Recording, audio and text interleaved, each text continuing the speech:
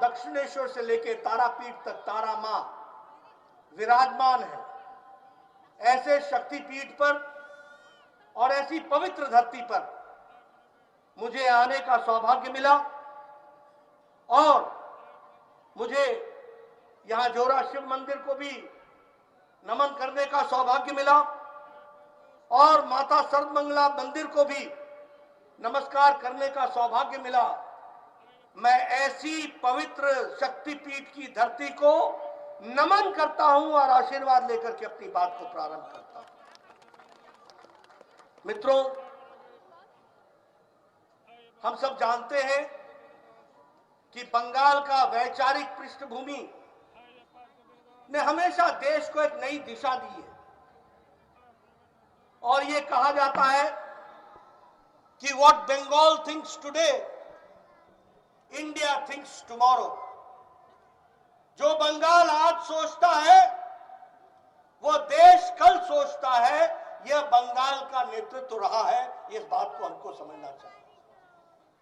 और जब मैं ये बोलता हूं तो जिस विचारधारा को लेकर हम आगे बढ़े, इस विचारधारा के संस्थापक, प्रथम अध्यक्ष, जनसंघ के अध्यक्ष, इसी धरती से डॉक्टर श्यामा प्रसाद मुखर्जी का आशीर्वाद और मार्गदर्शन लेकर सारे देश में बंगाल के विचार से, श्यामा प्रसाद मुखर्जी के आशीर्वाद से और उनके विचार को आगे बढ़ाने का काम पहले जनसंघ ने किया और बाद में भारतीय जनता पार्टी ने किया। और आज मुझे खुशी है कि जिस विचार को श्यामा प्रसाद मुखर्जी ने रखा था, आज मोदी जी के नेतृत्व में भारतीय जनता पार्टी दुनिया की सबसे बड़ी पार्टी बनकर के उभर करके सामने आई है। मुझे खुशी है कि आज आचार्य देव प्रसाद घोष, वह भी जनसंघ के हमारे अध्यक्ष रहे थे और वह भी बंगाल से थे। 1965 से लेकर 1956 से लेकर 1965 तक वो हमारे अध्यक्ष रहे थे। ऐसी विचारधारा से ओतप्रोत इस धरती को मैं नमन करता हूं और आशीर्वाद लेकर के अपनी बात को प्रारंभ करता हूं।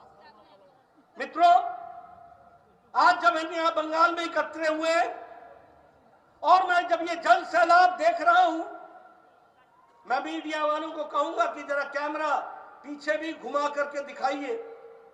ये जन सैलाब बताता है कि बंगाल में परिवर्तन होने वाला है और आगे चल करके बंगाल तीव्र गति से आगे। ममता राज का जो जंगल राज है, जो अपशासन है, जो शासन नाम की कोई चीज नहीं है, उसको बंगाल की जनता अलविदा कहने वाली है। लेकिन मैं ये भी आपको बताना चाहता हूं कि मोदी जी के नेतृत्व में देश कहां आगे बढ़ रहा है। आज मोदी जी के राज में जिस ब्रिटेन ने, ब्रिटानिया ने हमको 200 साल तक अंग्रेजों ने राज किया, आज मोदी जी के राज में 10वीं अर्थव्यवस्था से भारत ब्रिटानिया को पछाड़कर 5वें नंबर की अर्थव्यवस्था बन गया है। यह भी हमको याद रखना चाहिए। यह है विकास।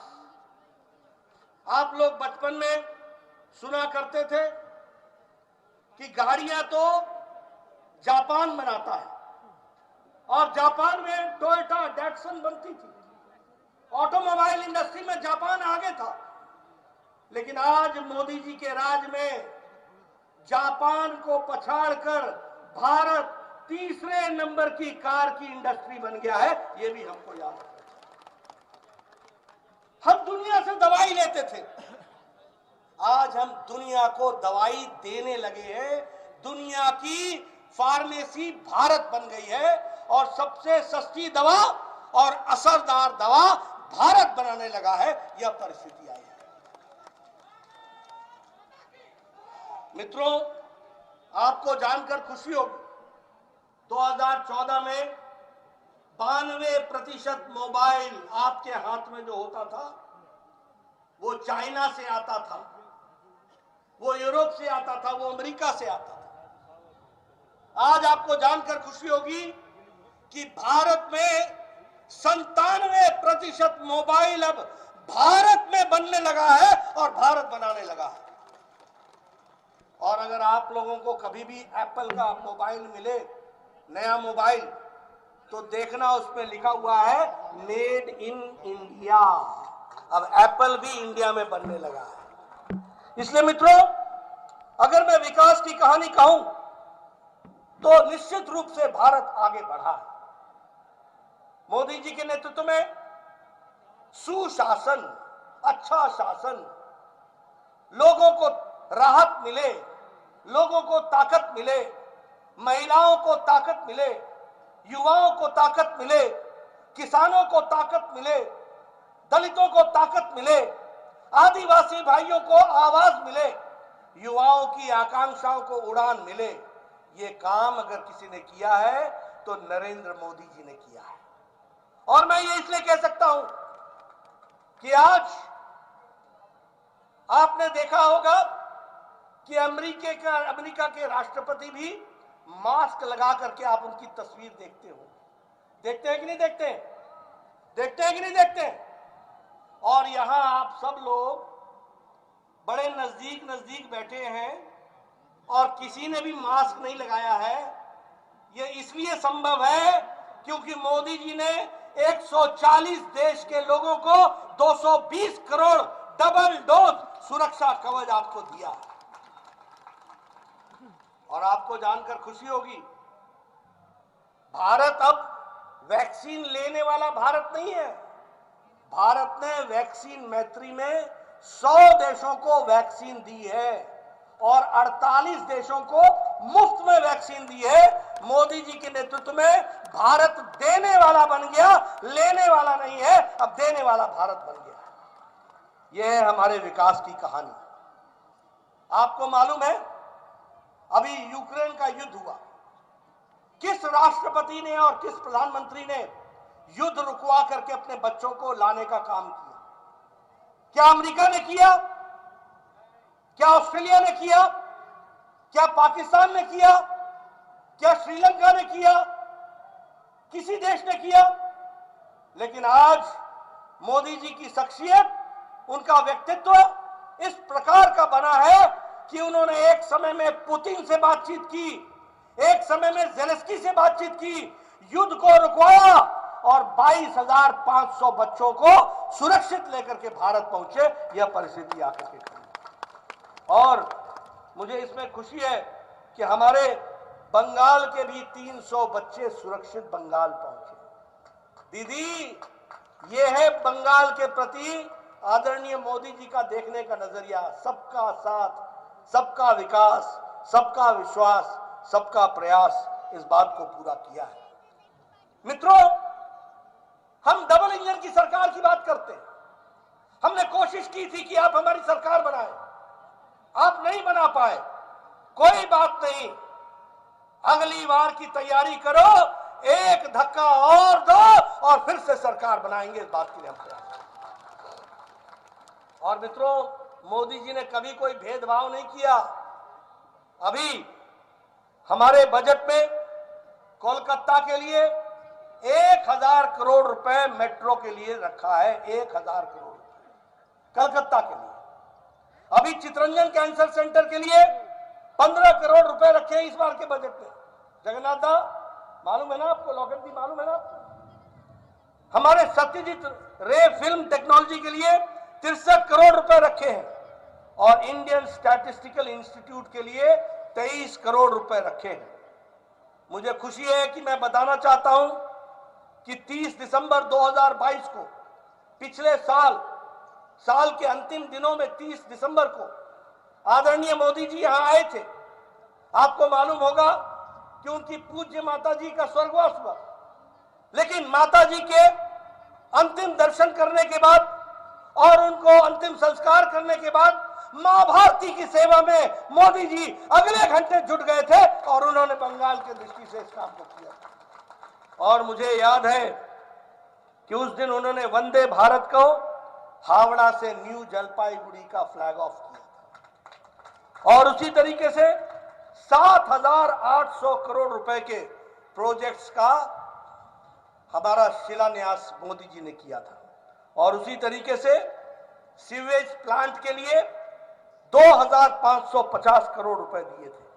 उसी तरीके से जलपाईगुड़ी के नए रेलवे स्टेशन के लिए 335 करोड़ रुपए देकर के अब नया भव्य जलपाईगुड़ी का रेलवे स्टेशन बनेगा, इस काम को किया। और उसी तरीके से जोका ताराताला स्ट्रेच, पर्पल लाइन, कलकत्ता में मेट्रो का 2,475 करोड़ रुपए का उसका भी इनॉग्रेशन किया, वो भी हमको ध्यान में रखना चाहिए। और उसी तरीके से Indian institute of water sanitation के लिए 100 करोड़ रुपए दिए गए। और 30 तारीख को ही 7 सीवेज प्लांट के लिए 990 करोड़ रुपए आदरणीय मोदी जी ने दिए। ये मैंने आपको गिनाए, 100 करोड़, 500 करोड़, 900 करोड़, 2,000 करोड़, 1,000 करोड़। ये मोदी जी का बंगाल के प्रति समर्पण है, बंगाल की जनता के प्रति प्यार है, बंगाल को आगे बढ़ाने का योगदान है और बंगाल को मुख्य धारा में शामिल करने का उद्देश्य है।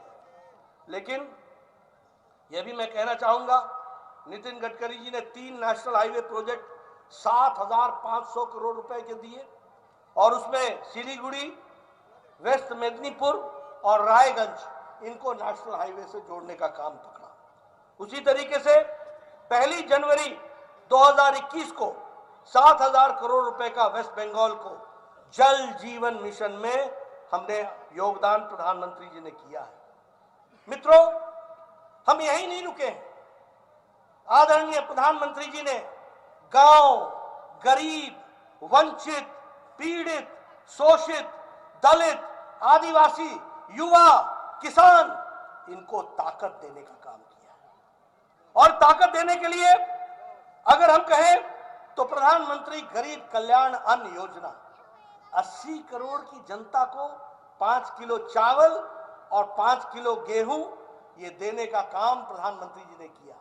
लेकिन मुझे दुख है कि यहां भी टीएमसी के कार्यकर्ताओं ने राशन चोरी का काम पकड़ा।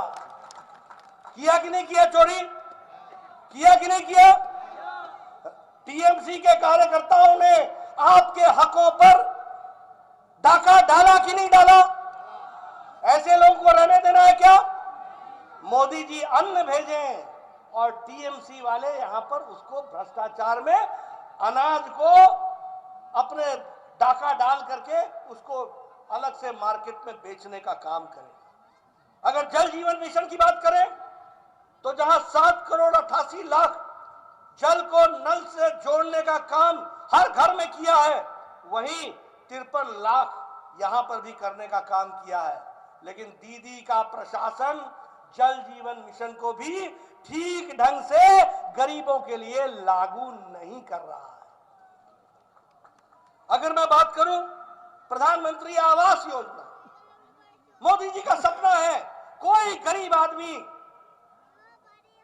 झोपड़ी में नहीं रहेगा, कोई गरीब आदमी कच्चे मकान में नहीं रहेगा, कोई गरीब आदमी फूस के मकान में नहीं रहेगा और बंगाल का एक एक व्यक्ति पक्के मकान में रहेगा। इसलिए प्रधानमंत्री आवास योजना मोदी जी ने शुरू की। लेकिन हमारी ममता दीदी ने यह प्रधानमंत्री आवास योजना को बांग्ला आवास योजना बना दिया। बांग्ला आवास योजना यानी खुद कुछ नहीं देना लेकिन नाम की भी चोरी कर लेना, यह दीदी ने सीखा। और सबसे बड़ी बात यह है कि आज प्रधानमंत्री आवास योजना का जब ऑडिटिंग हो रही है तो ध्यान में आ रहा है कि जिन लोगों के पक्के मकान हैं टीएमसी के कार्यकर्ता, उन्हीं को फिर से प्रधानमंत्री बांग्ला आवास योजना के तहत उनको मकान दिए जा रहे हैं। ऐसी चोरी होने देना है क्या? होने देना है क्या? ऐसी चोरी होने देना है क्या? ये टीएमसी वालों को सबक सिखाना है कि नहीं सिखाना है? इन लोगों का भ्रष्टाचार समाप्त करना है कि नहीं करना है? देखो क्या काम पकड़ा इन्होंने। प्रधानमंत्री आवास योजना में जिनके 2-2 मंजिले के पक्के मकान हैं वो प्रधानमंत्री आवास योजना ले रहे हैं। जिनके 3-3 मंजिले मकान हैं, वो आवास योजना ले रहे हैं। ऐसी भ्रष्ट सरकार को रहने देना है क्या? ऐसी भ्रष्ट सरकार रहनी चाहिए क्या? स्वच्छ भारत मिशन में 74 लाख बहनों को इज्जत घर दिया गया। इसका मतलब बंगाल में 74 लाख बहनें अपने दैनिक नित्यक्रम के लिए खेतों में जाया करती थी। ये कैसा बंगाल था? ये कैसा देश था? 12 करोड़ लोग बहनें खुले में शौच जाती थी और 74 लाख लोग बंगाल में जाया करते थे। लेकिन स्वच्छता अभियान के तहत 74 लाख इज्जत घर बना करके बंगाल की बहनों का, माताओं का सशक्तिकरण किया। तो मोदी जी ने किया, ये भी हमको याद रखना चाहिए। आयुष्मान भारत, मैं स्वास्थ्य मंत्री था, हमने कहा 5 लाख रुपए गरीब लोगों को देंगे। मुझे दुख है कि यह आयुष्मान भारत हम बंगाल में लागू नहीं कर पा रहे हैं और यहां पर 4 करोड़ 76 लाख लोग इससे डिप्राइव्ड हैं। क्या ये होने देना है? क्या होने देना है? क्या आप नहीं चाहते कि 5 लाख रुपए का सालाना गंभीर बीमारी से लड़ने के लिए मोदी जी का आशीर्वाद मिले? आप चाहते हैं ना? अगर चाहते हैं तो आने वाले समय में टीएमसी को अलविदा और कमल का स्वागत करने के लिए तैयार रहिए। इस बात को पूरा करें। प्रधानमंत्री किसान सम्मान निधि, हमको याद है हमने किसान सम्मेलन किया था इलेक्शन से पहले। 3 साल तक इन्होंने किसान सम्मान निधि ममता देबोना देबोना देबोना होबे ना। अरे मैंने कहा ममता जी, ये गरीब किसान को 2000 रुपए हर चौथे महीने मिलेगा, 6000 रुपए साल का मिलेगा, आपको क्या तकलीफ है? होबे ना, करबे ना। और बाद में जब भारतीय जनता पार्टी ने चुनाव में मुद्दा बनाया, तब जाकर के ममता जी ने प्रधानमंत्री किसान सम्मान निधि शुरू की। ये सरकार, वर्तमान सरकार, ये टीएमसी, टी है टोलाबाजी, टी है टेरर, एम है माफिया, एम है मनी लॉन्ड्रिंग और सी है करप्शन और सी है कमीशन। ये है टीएमसी का पूरा मतलब। और उसी तरीके से हमारी ममता दीदी महिला है, बंगाल महिलाओं का सम्मान करना जानता है, बंगाल महिलाओं को बड़े ऊंचे स्थान पर रखता है। मां दुर्गा की धरती है, मां काली की धरती है, शक्ति की धरती है। लेकिन मुझे दुख के साथ बताना पड़ता है आपको कि महिलाओं पर अत्याचार में बंगाल 4थे नंबर पर खड़ा है देश में। हमारे एसिड के अटैक में बंगाल देश में नंबर 1 पर खड़ा है। यह है महिला का सशक्तिकरण, यह है महिलाओं को इज्जत देने का काम। और महिलाओं के ट्रैफिकिंग में और महिलाओं के किडनैपिंग में बंगाल 3रे नंबर पर खड़ा है, 3रे नंबर पर खड़ा है। क्या बंगाल को ममता जी ने इज्जत दी है? एक महिला मुख्यमंत्री और महिलाओं की यह दुर्गति, डाउरी डेथ्स में, दहेज के डेथ में गुजरात, बंगाल पहले 5 राज्यों में आता है, पहले 5 राज्यों में यह परिस्थिति आकर के खड़ी हुई है। और उसी तरीके से भ्रष्टाचार की बात करें तो एसएससी स्कैम हुआ है कि नहीं हुआ है? हुआ है कि नहीं हुआ है? टीईटी रिक्रूटमेंट स्कैम हुआ है कि नहीं हुआ है? लॉटरी स्कैम हुआ है कि नहीं हुआ है? ये सारे स्कैम की जननी है तो वह ममता जी की सरकार है। और इसीलिए मैं भी कुछ बांग्ला में একটু আমি চেষ্টা করবেন, বাংলা में कुछ बोलूंगा। और दीदी, আপনার নাম তো মমতা, আপনি কবে থেকে নির্মমতা হয়ে গেলেন? কার্টুন পছন্দে হয়নি বলে একজনকে জেল পাঠিয়ে দিলেন। শেষ হবে হিংসার খেলা, শেষ হবে কাটমানির খেলা, শেষ হবে। শেষ হবে তোলাবাজির খেলা, শেষ হবে সিন্ডিকেটের খেলা, শেষ হবে টিএমসির খেলা, শেষ হবে। দিদি আপনি কে খেলা শেষ হবে। মা মাটি মানুষ এর মিথে সরকার আর নেই দরকার। চাকরি বিক্রি কোটি কোটি লুট করেছে হওয়াই চটি।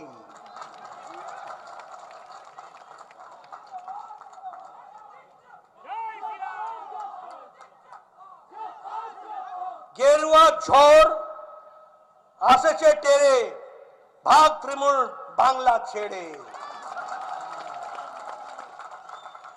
দিদি বলে ক্ষমতায় এসে 6 মাসেই শিল্প করবেন, কিন্তু কি হলো দিদি, কোথায় আপনার প্রমিস? দূরবীন দিয়েও বাংলা শিল্প খুঁজে পাওয়া যায় না। কদিন আগে ই প্রমিস দিয়েছিল, কিন্তু দিদি বাংলার মানুষকে দেওয়া প্রমিস রাখতে পারিনি। দিদি প্রায় বলে এগিয়ে বাংলা, দিদি ঠিকই বলে অত্যাচারে এগিয়ে বাংলা, অপশাসনে এগিয়ে বাংলা, খুনের রাজনীতি এগিয়ে বাংলা, দুর্নীতিতে এগিয়ে বাংলা। চলুন সবাই মিলিকে সংকল্প নিই, বাংলায় তৃণমূলের अत्याचार और नहीं, दुर्नीति और नहीं, हिंसा और नहीं, एबार सुशासन एबार बीजेपी।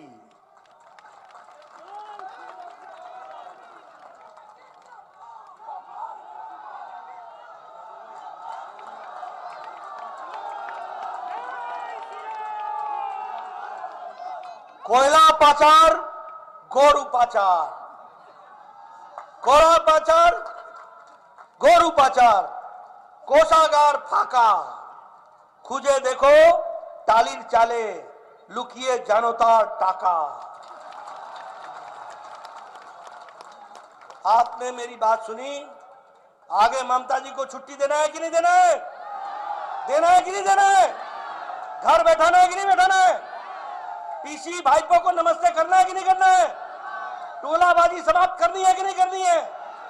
कट मनी कमीशन समाप्त करना है कि नहीं करना है? प्रधानमंत्री आवास योजना गरीबों को मिले, इसके लिए काम करना है कि नहीं करना है? अगर करना है तो दीदी को आराम दो और इन लोगों को काम दो, काम करने के लिए वचन दो। बहुत बहुत धन्यवाद।